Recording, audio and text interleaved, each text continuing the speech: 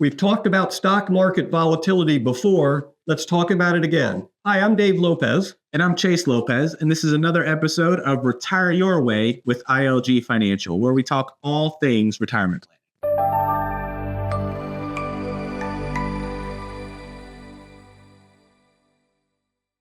Now, before we jump in, go ahead and hit the like and subscribe button down below so you can get alerted for any future videos that we have. That's right. We're recording this in March of 2025. If you're watching it timely fashion, we've been getting quite a few calls because the market's been quite volatile in the first quarter of 2025. Yep. And the market's been up for so long, people have forgotten that it in fact does on occasion go down. So we wanted to take this chance to talk about the market. And what we're going to use today is historical data and facts. And that's how we encourage you to make your decisions on investing. Based on empirical data, and we're going to talk about it today. Yeah. So let's take a look at the chart on the screen, and I'm going to walk you through. This is a fascinating chart. It looks at the S&P 500 index and cumulative return over 1, 5, and 10-year periods. But they're looking at 1, 2, 3, 4, 5 different times when the market crashed. Yep. Or what we call bear markets. Bear markets is a great one for it. So I'm going to show you the first one. If you look on the far left of the screen, the first one shows you the period from 1973 to 1974, that bear market. And you can see it's when it was down at its most, peak to trough, they call that. Its worst position, it had gone down 42.64%. You can see that on the far left. The next bar shows you 12 months from the bottom, it had already gone up 38%. So it wouldn't have fully recovered, but you were getting close to fully recovered in less than 12 months. And the next bar is 5 years from the bottom, you were up a cumulative amount of 117+%. So you had recovered within the 5 years. And by 10 years, you were up over 327%. Now, you can look at these, pause this, and look at these on your own. But what you will see is for each of these graphs, if you hadn't panicked and gotten out, for each of them, within 5 years or less, you had recovered completely and were probably up.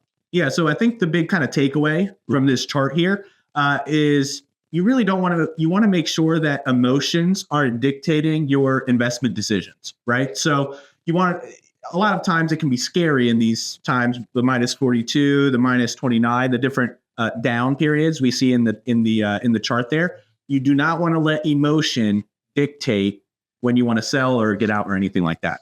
That's exactly right. So let's take a look at the next chart. Chart. Okay, when we look at this next chart, it's looking at the S&P 500. It's a little different.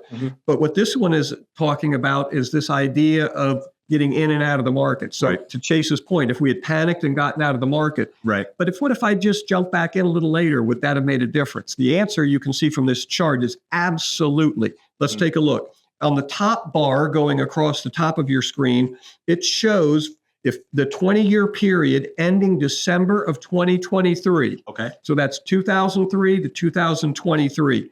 Remember, that period is very volatile. It had the 2008 crash. It had the COVID crash. It had a 2022 crash. Three major crashes. If you had been fully invested, and no matter all the ups and downs, Chase, if you had just stayed invested in the S&P, you would have had an average annual return. You can see it there of 9.69% a year. Average return. Great return. Right. And that's the one you usually hear our industry advertising. But take a look at the next one. If you had missed 10 days, just 10 days out of the 20 years, 10 best days, mind you. But the 10 best days in the market over that 20-year window, your average annual return would have dropped from 9% a year to 5.5% a year. Isn't that incredible? And it gets worse. If you had missed just 20 days out of 20 years, your average return would have dropped all the way down to 2.84% a year. Yeah, and I think what a lot of people don't realize is those best days that Dave's referring to, oftentimes those best days happen in the most scariest times, right? So right when, if we go back to that previous example of the 70s, right when the market was starting to bottom out and starting to recover, Well, a majority of those 10 best days are happening at those most scary times. That's right. So you're going to miss by design, you are going to miss most of these 10 best days in the market because they're right after the correction. Right. Right. And unless you could somehow time the market to the day, which we found no one be able to do, and we can't do it. Right. So the takeaway from this chart and the discussion that we've been having up until this point is you really, really want to understand what your risk tolerance is prior to any sort of bear market, like we saw in those previous examples there.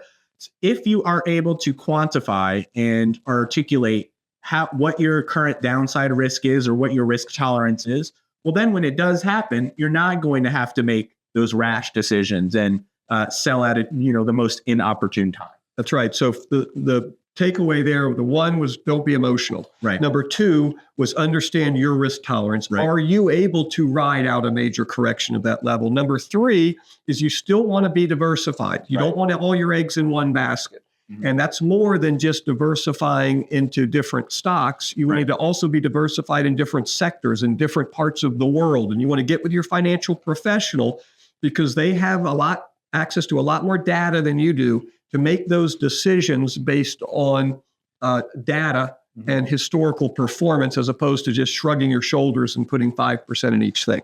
Right. And then, so number four takeaway from this discussion, I would say, is we've been hinting at it as we've kind of talked through this, but the money that you have in the market, right? The money that you have earmarked for money that's being in the market, you want to make sure that stays invested, right? You do not want to be jumping in and out and trying to time the market. Even Warren Buffett says he can't time the market. So if he can't time the market, certainly you can't time the market. That's right. And then the last takeaway I would say would be just get with your financial professional, tap them. They've got a lot of resources available when you're deciding all of these things with diversification, risk tolerance. We go over that with all of our clients. Your financial professional should be going over it with you. So go ahead and hit that like and hit that subscribe button so you can get alerted for our future videos. We'll talk to you soon.